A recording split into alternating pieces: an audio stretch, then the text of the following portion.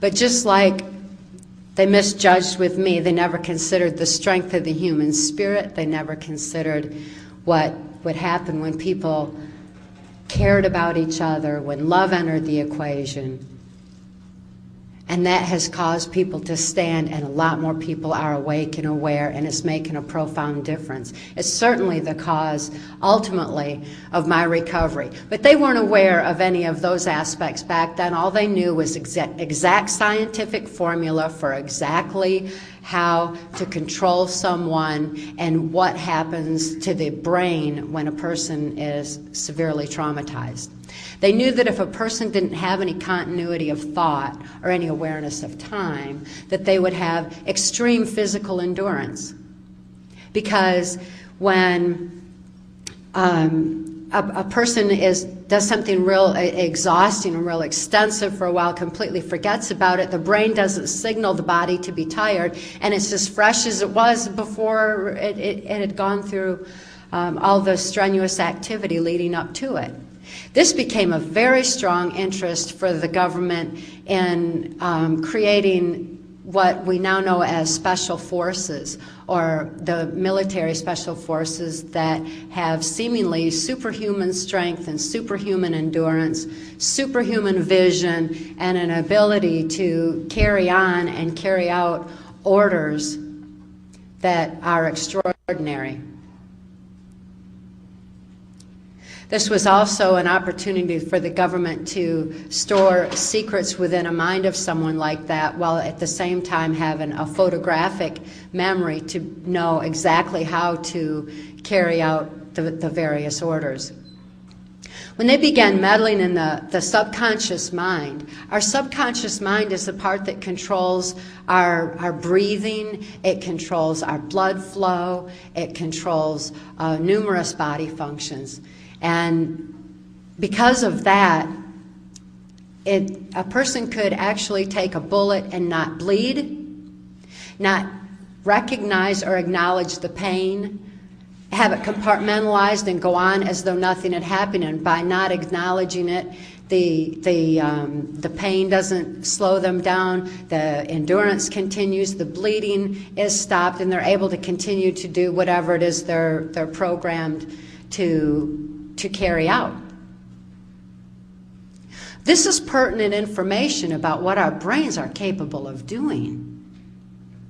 Just because the criminals that are in control of our country right now and in control of our information, who have suppressed these pertinent facts from the American Psychiatric and Psychological Associations and from the mental health community as a whole, but most of all, they've suppressed this information from you and I because we have a right to this information. We have a right to know that our brain is capable of these kind of functions, because if someone can reach in and control the subconscious mind using the language of the subconscious and trauma, what can we do with the realization that we have that capacity within our own brains?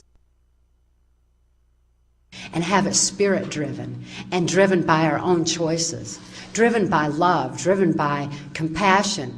It makes a powerful difference in our own ability to heal ourselves when we can regulate our own blood flow, when we can regulate our own breathing. And if we can affect those kinds of aspects of our body, we can also regulate other aspects of healing that are essential to our own living, especially these days, because more and more we're seeing where our medical system is significantly eroded for financial reasons, by insurance, by doctors who are controlled by the drug companies.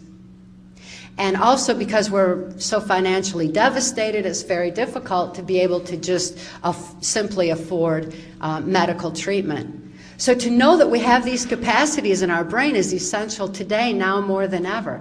And it's really a very positive aspect of learning about mind control, about learning how our brains can actually function. But back in the early 60s when I was growing up, and the government was looking into these mind control abilities. And my father was flown to Boston because the Catholics had also long since learned the effects of trauma on the human mind through the Spanish Inquisition, through the Crusades. They knew how the mind responds to significant trauma.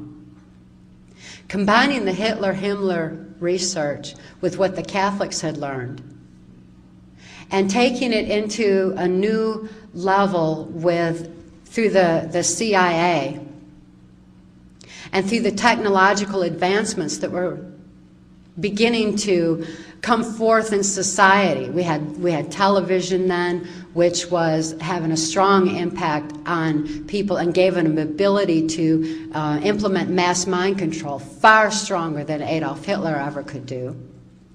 And also through the music, because music was coming on so strong then, and it was learned how harmonics affect the brain function as well.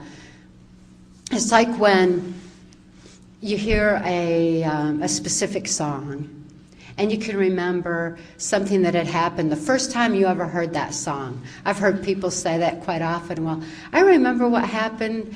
Remember when we were in the car and the song came on, and remember how we fell in love to that song. I mean, people remember certain events with music because the harmonic vibration that affects the neuron pathways of the brain and allows for the song lyrics to go in deeper.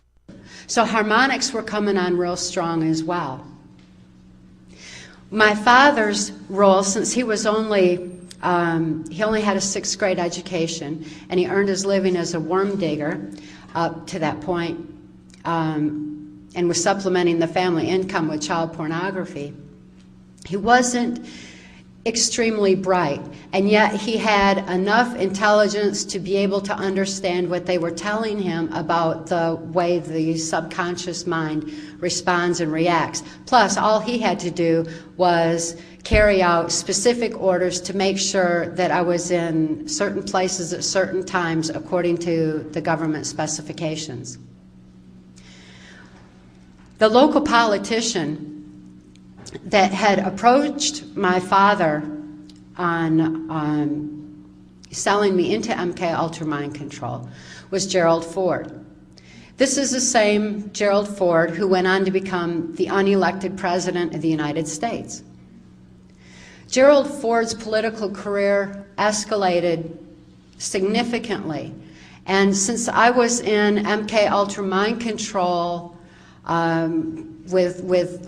predominantly under Ford back in those days, then my victimization rose proportionately until I was used on a White House Pentagon level during the Reagan-Bush administration. But nevertheless, Gerald Ford was very much instrumental in bringing mind control not only on an individual basis, but also on a mass mind control level as well, particularly by the time he was in office of president. Consider that Gerald Ford's presidential cabinet included George Bush as head of the CIA, Donald Rumsfeld as Secretary of Defense, Dick Cheney as Secretary of State, Jack Valenti as his press secretary. Of course, many of you know Jack Valenti as head of the Motion Picture Association of America. And he, along with a small handful of corporate. So Jack Valenti's influence was also very strong back in the Ford administration.